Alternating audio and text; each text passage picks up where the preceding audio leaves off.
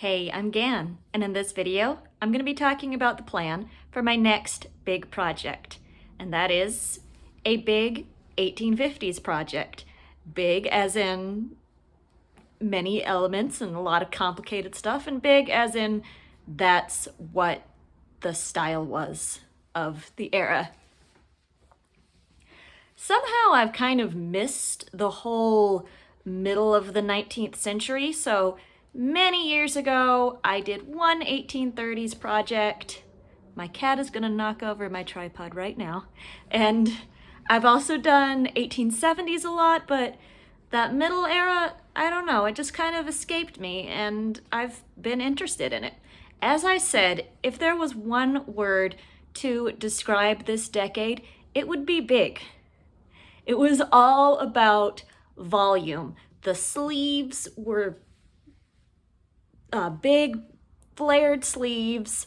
The skirts were very full and typically decorated with flounces of fabric. All of the trims and kind of placement of seams and eye tricks emphasized width and fullness. So the shape of the torso was round, the shoulders were low and sloped, the bodices had trims that kind of came to a V or emphasized the low shoulder. Also, the skirts would have often horizontal, I have terrible spatial reasoning skills, horizontal stripe patterns or trim and fringes on the flounces to accentuate that. Again, I'm going to be going from the skin out with this because this is a new era to me. I have nothing, I don't think, that I've made before that would really work for it. I might have one petticoat or two that are long and full enough to go over the hoop, but I don't know yet. It might work, it might not. So what this project is going to involve is a chemise, drawers, a corset, cage crinoline, brain fart, possibly a petticoat, a skirt, two bodices, one for day and one for evening, and all the accessories to go with it.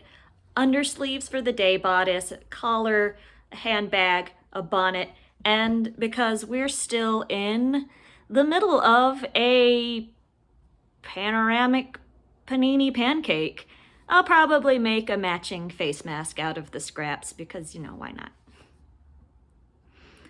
I have two kind of concepts in mind for what I want to do for the dress. My first idea was an orange dress in taffeta trimmed with velvet in some kind of coordinating dark color. I wasn't too fixated on any one, but either a dark brown or burgundy. Even purple or navy blue can look nice with orange, like if it's a redder orange, just orange in a dark color for velvet trim and some nice fringy bits. I was really stuck on that idea. But then over the past week, I got really into drawing little mashup designs of things like Star Wars and Star Trek with a historical silhouette. So I did also a doodle for a Star Trek inspired 1850s dress. I only drew the design for an evening style, but I would do a day style bodice as well, just to get more bang for your buck out of the large amounts of fabric that would be made the skirt for that. You can comment down below if you think one of them should win out. Luckily, I'm going to be spending a lot of time on my undergarments and foundations before I have to commit to a dress design. Or I guess I could do both, Porque no las dos. Regardless of which design path I end up going down, one thing that's really important to me is to construct as much as possible in a way that makes for easy alterations. And I'm going to be using a combination of historical and modern techniques. Most of the times when I deviate from what would, or knowingly rather, deviate from what would be historically correct, because I don't know everything. Believe it or not, I don't know everything.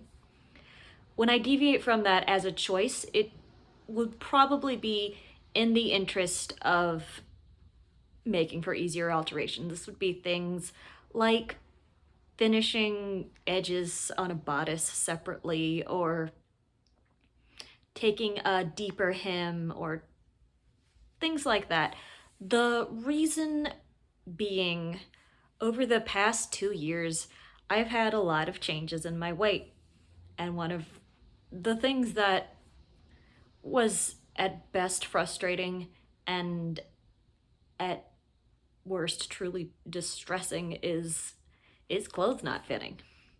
And it's really hard for me to get out of the mindset of, if the clothes don't fit, the problem is not with you, the problem is with the clothes. But then it's so frustrating.